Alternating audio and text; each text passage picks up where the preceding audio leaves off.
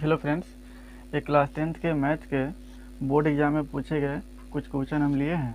तो यहाँ पे हम बना रहे हैं ऑब्जेक्टिव। यहाँ क्वेश्चन है, निम्न में कौन सा परिमेय संख्या दिया हुआ है। ऑप्शन दिया है मेरा, लिखते हैं दूसरा क्वेश्चन, निम्न में कौन सा परिमेय संख्या है। निम्न में कौन सा परिमेय संख्या है।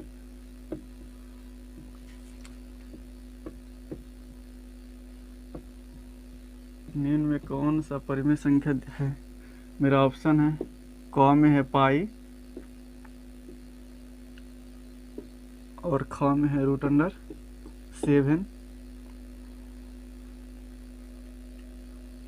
और ग में है √16/25 और घ में है 3√3/√2। ये मेरा ऑप्शन दिया हुआ है। ऑप्शन है मेरा क्वेश्चन है, निम्न में कौन सा परिमेय संख्या है। तो मेरा ऑप्शन दिया हुआ है, क में पाई, ख में √7 और ग में √16/25 और घ में है 3√3/2। तो हम जानते हैं जो संख्या रूट से पूरा बाहर निकलता है वो मेरा परिमेय संख्या होता है। यहाँ पे देखिए पाई अपरिमेय संख्या है और ये 7 रूट से पूरा बाहर नहीं निकलेगा, ये भी मेरा अपरिमेय संख्या है। और यहाँ ये परिमेय है और ये दोनों अपरिमेय है, तो पूरा अपरिमेय संख्या हो गया। यहाँ ऑप्शन में बन रहा है क्योंकि √16/25 यानी कि 16, इस 16 के वर्गमूल 4 होता है और 25 के वर्गमूल 5 होता है। यानी कि इसको हम हल करेंगे 16/25, तो इसको हम ऐसे लिख सकते हैं 4 × 4/5 × 5 और रूट से मेरा जोड़ा निकलता है, 2 को 4 के बदले 1 को 4 और 2 को 5 के बदले 1 को 5, यानी कि 4/5 मेरा परिमेय संख्या है। तो ऑप्शन नंबर मेरा ग होगा। और मेरा अगला क्वेश्चन क्या चलते हैं। मेरा अगला क्वेश्चन तीसरा नंबर है। मेरा क्वेश्चन कहता है, यदि किसी द्विघात बहुपद x² - 2x + 5 = 0 के मूल अल्फा बीटा हो तो अल्फा प्लस बीटा का मान क्या होगा, ये हमको निकाल करके बताना है। तो हम यहाँ पे लिखते हैं क्वेश्चन को, यदि किसी द्विघात बहुपद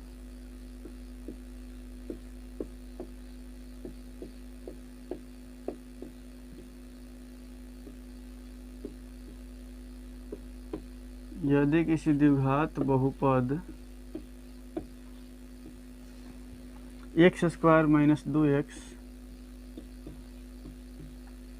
+ 5 = 0 के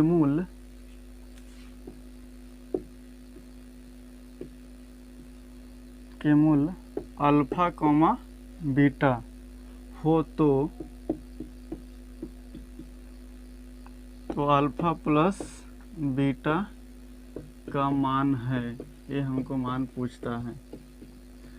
मेरा ऑप्शन दिया हुआ है, क में -2 और ख में दिया हुआ है 2 और ग में दिया हुआ है 5 और घ में दिया हुआ है -5। मेरा ऑप्शन कौन होगा, ये हमको निकाल करके बताना है। तो जब तक सवाल हम हल नहीं करेंगे ऑप्शन कैसे पता नहीं चलेगा। तो मेरा द्विघात बहुपद दिया हुआ है x² - 2x + 5 = 0, तो यानी कि अल्फा प्लस बीटा का मान पूछता है। तो हम जानते हैं अल्फा प्लस बीटा बराबर होता है -b/a। तो मेरा यहाँ पे लिखते हैं अल्फा प्लस बीटा बराबर -b/a। तो मेरा आंसर होगा माइनस, और b के मान कितना है, तो b के मान -2 है, तो यहाँ लिखते हैं -2 और a के मान कितना है, a के मान इसका x² के गुणनक कुछ नहीं है तो 1 होगा यहाँ पे। तो माइनस गुने माइनस प्लस और यहाँ 2/1 यानी कि 1 के नीचे में वैल्यू नहीं है, तो मेरा आंसर होगा 2। तो ऑप्शन होगा ख। और मैं अगला क्वेश्चन की ओर चलते हैं। अगला क्वेश्चन मेरा चौथा होगा, तो हम इस क्वेश्चन को मिटा देते हैं।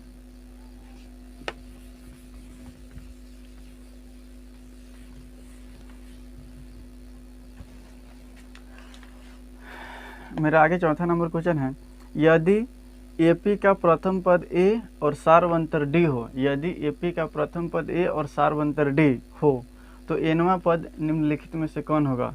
तो चलिए हम इसको बनाते हैं, यहाँ पे हल करते हैं। क्वेश्चन लिखते हैं, यदि AP का प्रथम पद A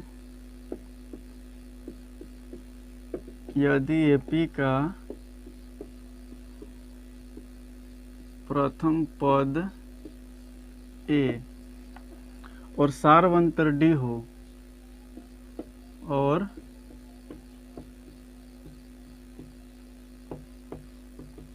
सारवंतर D हो तो nवां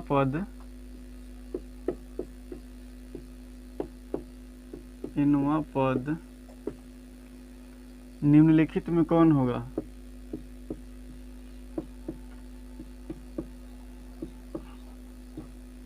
निम्नलिखित में कौन होगा? ये मेरा क्वेश्चन है। यहाँ पे ऑप्शन लिखते हैं। ऑप्शन दिया हुआ है A+n-2 इंटू D। अगर आप लोग जानते हैं तो कमेंट में बताइएगा।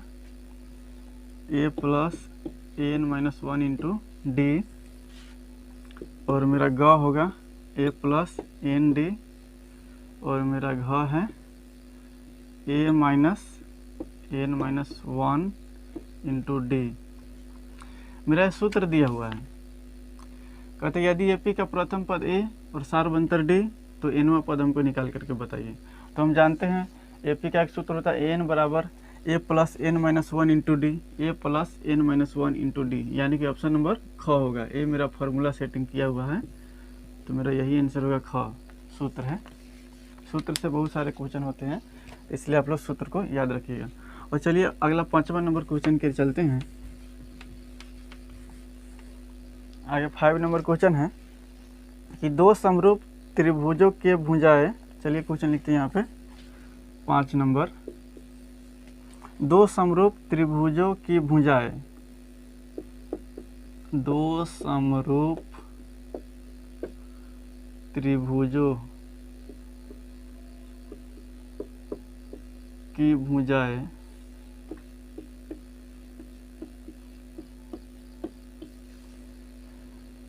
चार अनुपात 9 के अनुपात में हो, के अनुपात में हो तो इन त्रिभुज के क्षेत्रफल निकाले। तो त्रिभुज के क्षेत्रफल निकाले। त्रिभुज के क्षेत्रफल निकाले। देखिए तो इसका एक ट्रिक है जो ऑप्शन हमको दिया हुआ है। ऑप्शन लिख लेते हैं यहाँ पे।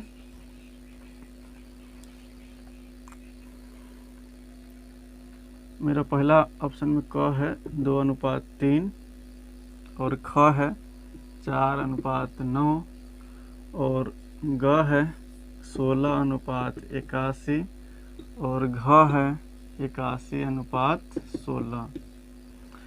जब भुजा का अनुपात दिया रहे तो क्षेत्रफल का अनुपात निकलता है। भुजा का अनुपात दिया रहे तो क्षेत्रफल का अनुपात निकालने के लिए हम भुजा के स्क्वायर करेंगे तो हो जाएगा 4 के स्क्वायर 16 और 9 के स्क्वायर 81, यानी कि 16:81 होगा। मेरा आंसर होगा ऑप्शन नंबर ग 16:81। अगर क्षेत्रफल दिया रहे, क्षेत्रफल का अनुपात यहाँ पर दिया रहे और भुजा का अनुपात पूछेगा तो इसका वर्गमूल निकाल देंगे। तो यहाँ पे हो जाएगा 4 का वर्गमूल 2 और 9 का वर्गमूल 3। यहाँ पे भुजा का अनुपात दिया है तो क्षेत्रफल का अनुपात पूछता है तो भुजा के हम स्क्वायर कर देंगे तो क्षेत्रफल आ जाएगा। तो मैं अगला क्वेश्चन के चलते हैं। अगला है कि 1 + tan स्क्वायर थीटा बराबर क्या होगा। मेरा क्वेश्चन है 1 + tan स्क्वायर थीटा बराबर है 1 + tan स्क्वायर थीटा बराबर है। मेरा ऑप्शन दिया हुआ है sec स्क्वायर थीटा और आगे है cosec स्क्वायर थीटा और मेरा सी नंबर है sin स्क्वायर और डी है sec थीटा। तो ये सूत्र ही दिया हुआ है 1 + tan स्क्वायर थीटा, ये सूत्र है। यहाँ पे लिख देते हैं 1 + tan स्क्वायर थीटा बराबर sec स्क्वायर थीटा, ये मेरा सूत्र है। तो मेरा ऑप्शन कौन हो जाएगा? ऑप्शन हो जाएगा मेरा ए, 1 + tan स्क्वायर थीटा बराबर सेक स्क्वायर थीटा। और मैं आगे क्वेश्चन बनाते हैं।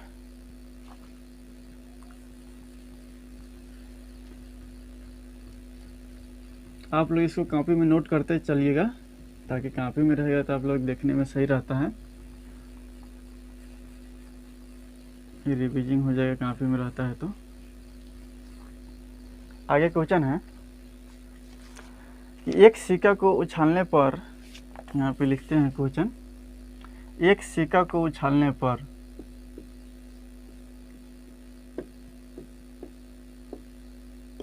एक सिक्का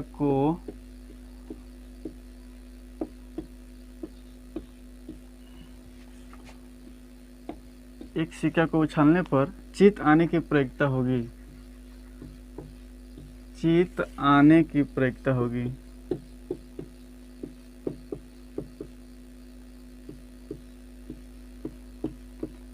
प्रयोक्ता से मेरा क्वेश्चन है।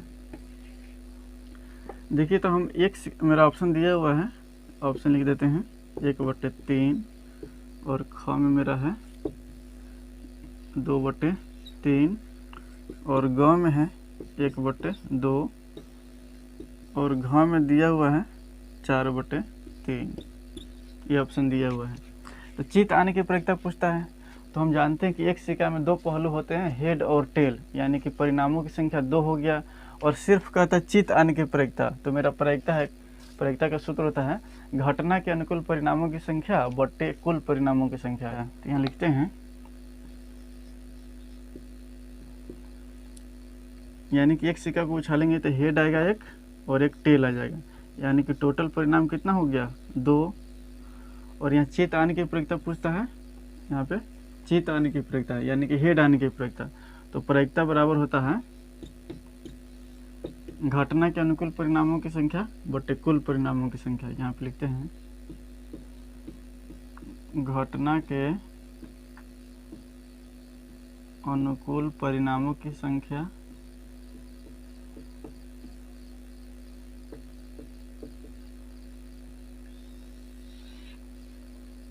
बटे कुल परिणामों की संख्या।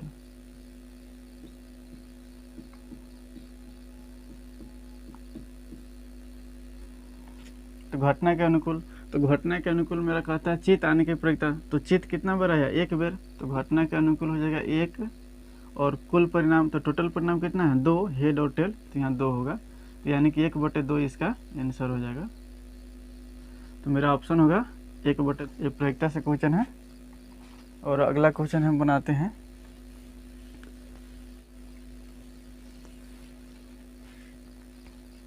आगे मेरा क्वेश्चन है, क्वेश्चन यहाँ पे लिखते हैं 2,5,7 2,5,7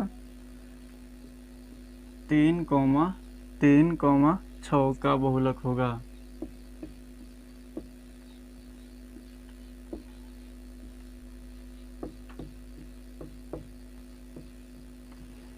मेरा ऑप्शन दिया हुआ है क, ख, ये है ग और ये है घ। यहाँ पे है 2 और यहाँ पे है 3, यहाँ पे 5 और यहाँ पे है 0। तो हम जानते हैं बहुलक में क्या होता है, जब आंकड़ा दिया रहे तो बहुलक में होता है जो बहुत बेर आता है वो मेरा बहुलक होता है। तो यहाँ देखिए 2 एक बार है और कहीं नहीं है, 5 यहाँ पे एक बार है कहीं नहीं है, और 7 यहाँ एक बार है और कहीं नहीं है, और 6 भी एक ही जगह है, यानी कि 3 मेरा 2 है।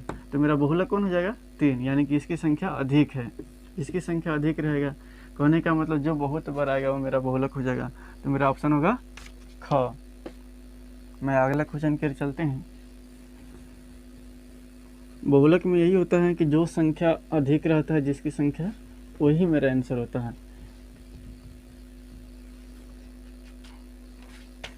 और मेरा आगे क्वेश्चन है कि क्वेश्चन यहाँ पे बिंदु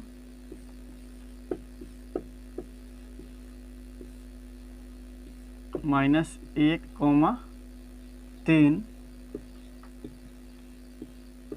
तथा -5,7 के बीच की दूरी होगी।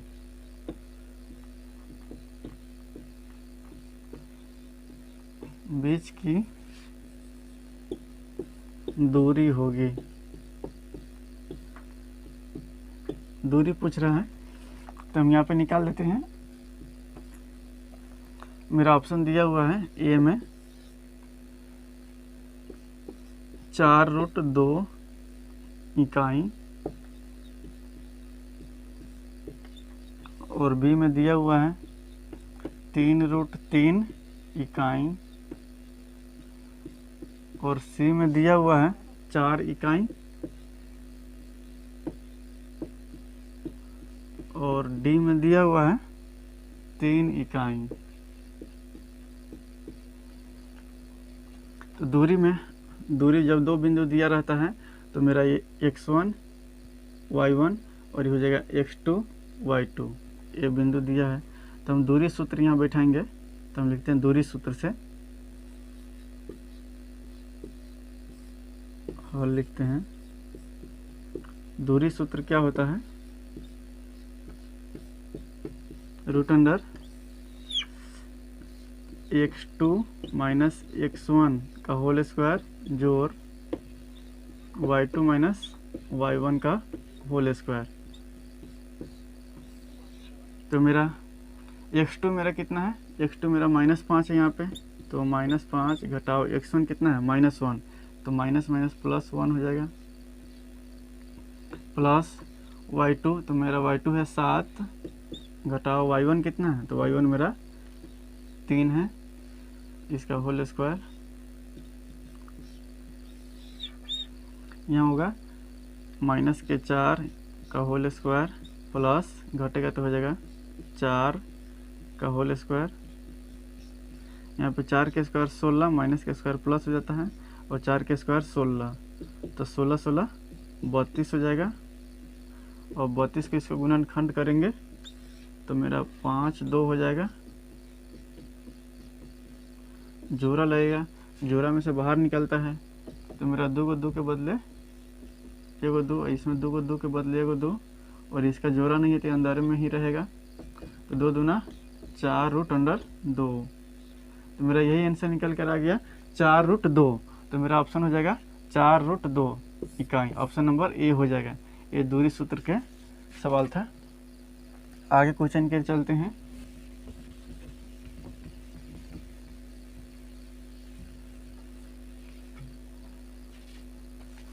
मेरा अगला क्वेश्चन है, कहता है सबसे छोटी अभाज्य संख्या क्या है।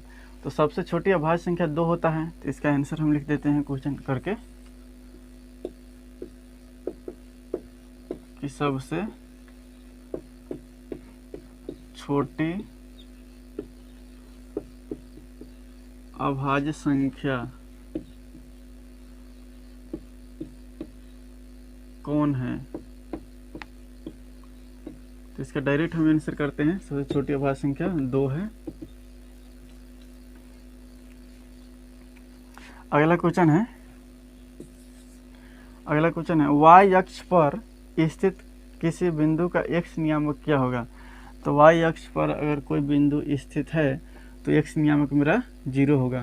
तो यहाँ पे क्वेश्चन लिख देते हैं,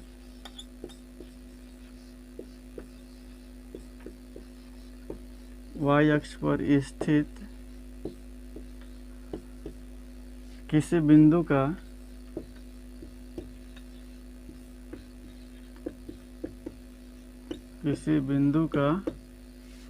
x नियामक क्या होगा।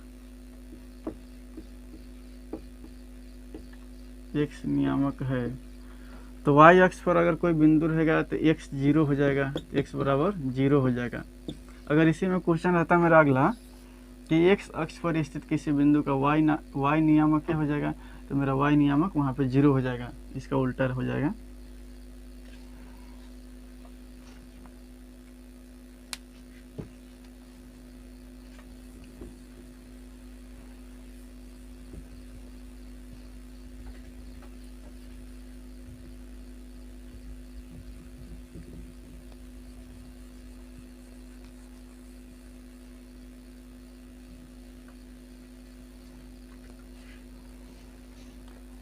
मेरा आगे क्वेश्चन है,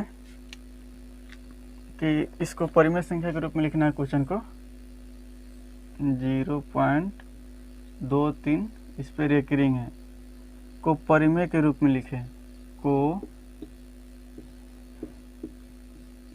परिमेय के रूप में लिखे।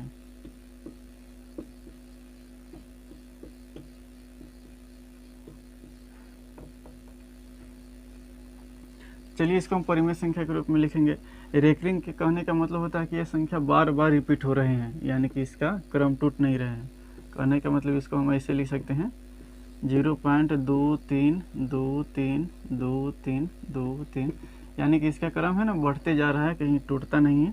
तो इसको हम शॉर्ट में ऐसे लिख दिए हैं, जो संख्या रिपीट हो रहा है उस पर रेकरिंग डाल दिए हैं। चलिए इसको हम P/Q के रूप में लिखते हैं, यानी कि परिमेय संख्या के रूप में लिखते हैं। यहाँ पे हम सबसे पहले देखेंगे कि टोटल संख्या हमको दिखने में कितना लगता है 23, यहाँ 23 लिखेंगे, और बटे जितना संख्या पर रेकरिंग है उतना 9 होगा।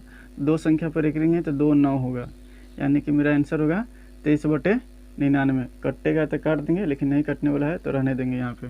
तो मेरा 23/99 मेरा परिमेय संख्या है, परिमेय संख्या के रूप में आ गया। चलिए अगला क्वेश्चन के चलते हैं।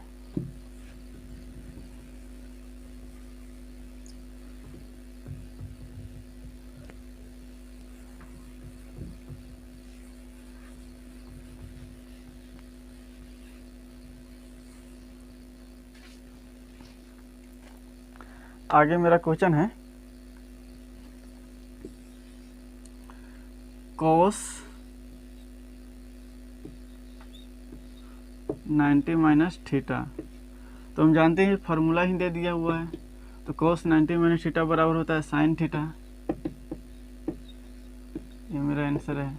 फार्मूला से बहुत सारा क्वेश्चन होता है, इसलिए बोलते हैं कि फार्मूला को याद कीजिए।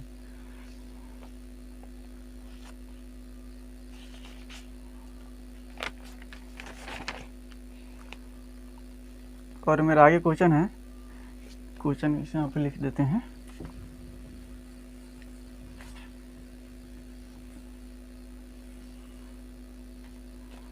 क्वेश्चन दिया हुआ है किसी वृत्त का क्षेत्रफल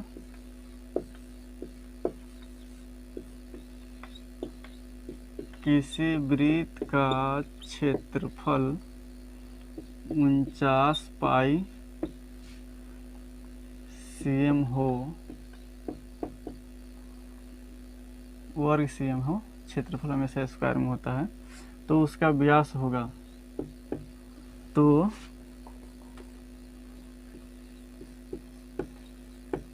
उसका व्यास होगा। व्यास पूछ रहा है, यानी कि डी पूछ रहा है। तो वृत्त का क्षेत्रफल, तो हम यहाँ पे लिखते हैं वृत्त का क्षेत्रफल। तो वृत्त का क्षेत्रफल क्या होता है πr², और मेरा क्षेत्रफल कितना दिया हुआ 49 पाई, तो यहाँ लिखेंगे 49 पाई बराबर πr²। पाई से मेरा पाई कैंसिल हो गया और r², तो r² बराबर कितना हो गया 49, तो r बराबर हो जाएगा, इधर रूट से हट जाएगा, तो 49 7 यहाँ बाहर निकलेगा, तो मेरा r हो जाएगा 7, यानी कि 49 के वर्गमूल 7, तो मेरा त्रिज्या निकल गया 7।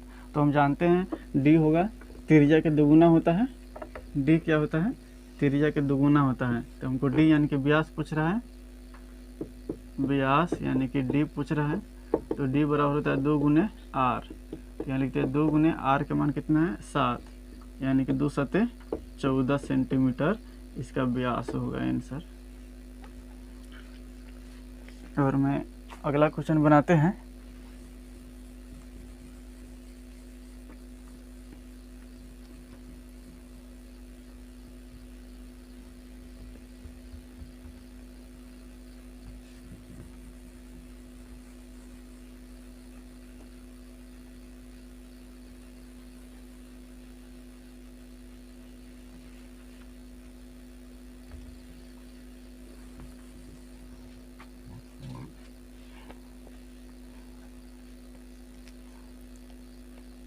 अगला क्वेश्चन है कि प्रथम 5 प्राकृत संख्याओं का माध्य क्या होगा। प्रथम 5 प्राकृत संख्याओं का माध्य, तो मेरा अगला क्वेश्चन है, प्रथम 5 प्राकृत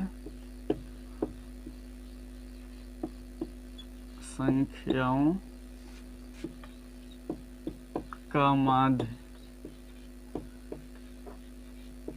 क्या होगा? प्रथम 5 प्राकृत संख्याओं का माध्य क्या होगा? तो सबसे पहले हमको मालूम करना होगा कि प्राकृत संख्या, तो प्राकृत संख्या किसको कहते हैं? तो हम गिनती की संख्या को प्राकृत संख्या कहते हैं, नेचुरल नंबर। तो गिनती की संख्या 1 से शुरू होता है, तो प्रथम 5 प्राकृत संख्या यानी कि 1 से लेकर 5 तक। तो यहाँ पे लिखते हैं हल में, प्रथम 5 प्राकृत संख्या हो जाएगा 1 2 3 4 5 हो गया। अब माध्य निकालना है हमको, तो माध्य बराबर जानते हैं, माध्य बराबर प्रेक्षणों का योग बटे प्रेक्षणों की संख्या। तो हम सभी को जोड़ देंगे, यहाँ पे लिख देते हैं प्रेक्षणों का योग बटे प्रेक्षणों की संख्या।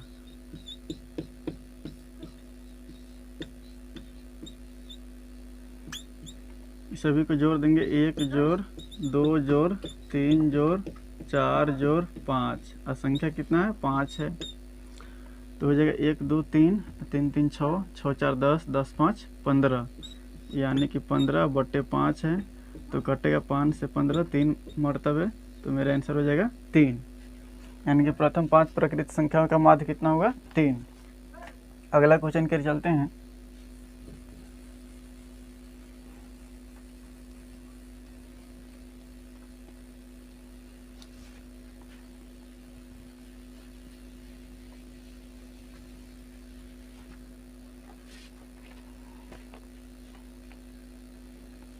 मेरा आगे क्वेश्चन है, कहता है कि प्रायिकता का अधिकतम मान होता है, प्रायिकता का अधिकतम मान होता है। क्वेश्चन है,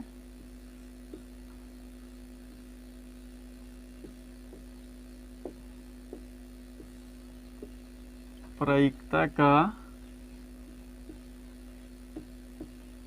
अधिकतम मान होता है।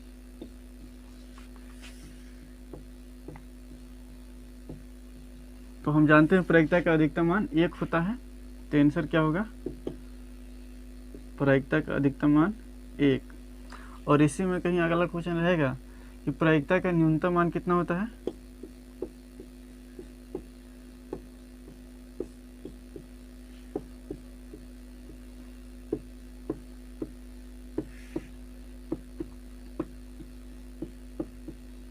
तो प्रायिकता का न्यूनतम मान 0 होता है, तो मेरा आंसर होगा 0। या पूछेगा संभव घटना की प्रायिकता कितनी होती है? तो 1। या इसी में पूछ देगा असंभव घटना की प्रायिकता कितनी होती है? तो 0। संभव कहेगा तो 1, असंभव कहेगा तो 0। चलिए अगला क्वेश्चन के लिए चलते हैं।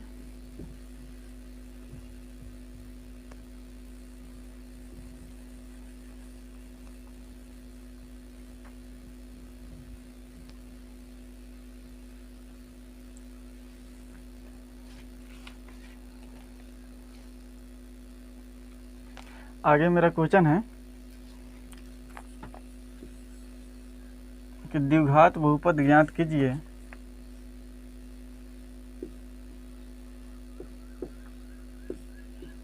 द्विघात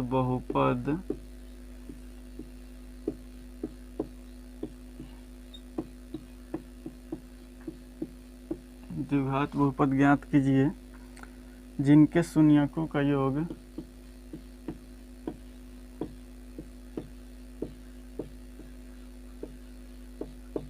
जिनके शून्यकों का योग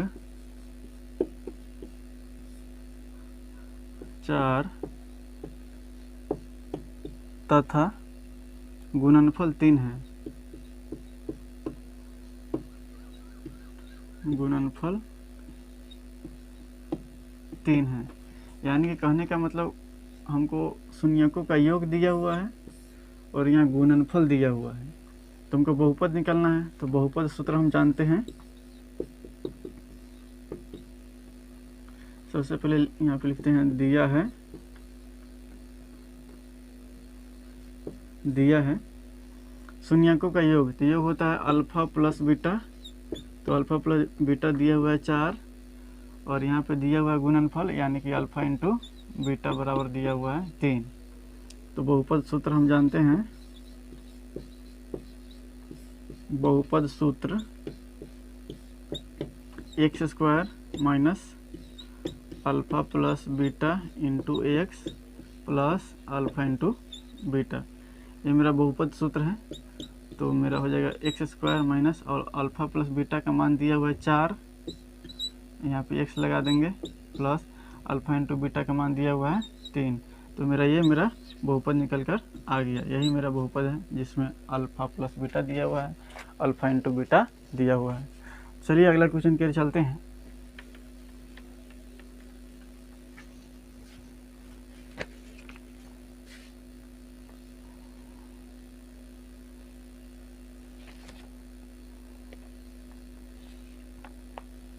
मेरा आगे क्वेश्चन है, क्वेश्चन यहाँ पे लिखते हैं। क्वेश्चन है एपी 9,13,17 9,13,17, 21 का 20वां पद ज्ञात कीजिए। का 20वां पद निकाले।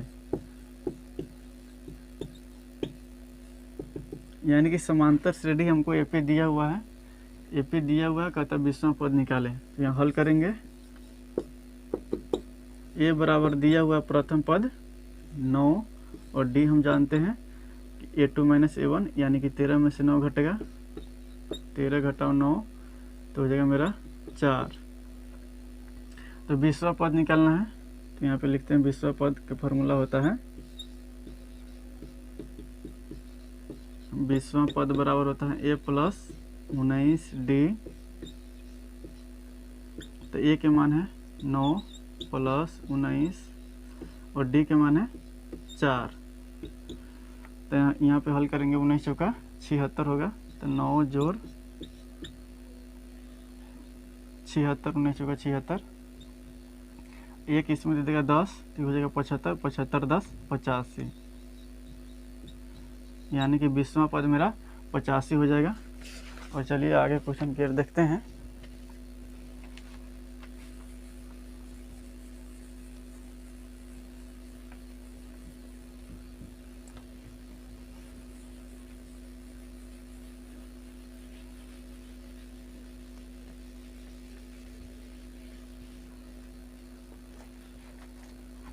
आगे मेरा क्वेश्चन है,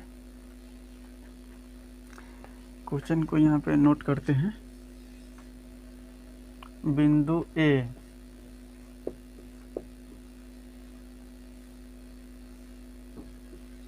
-5,4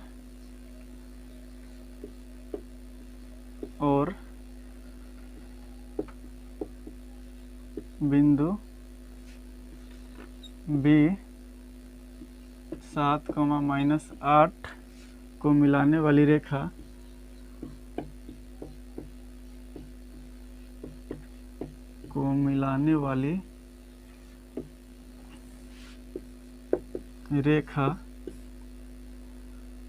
के मध्य बिंदु का नियामक बतावे।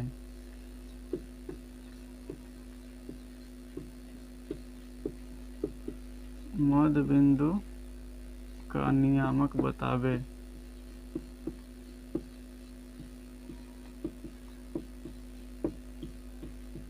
तो मध्य बिंदु के नियामक,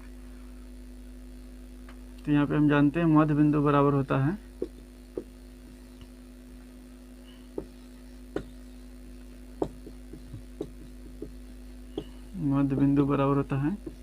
x1 जोड़ x2 बटे 2, y1 जोड़ y2 बटे 2।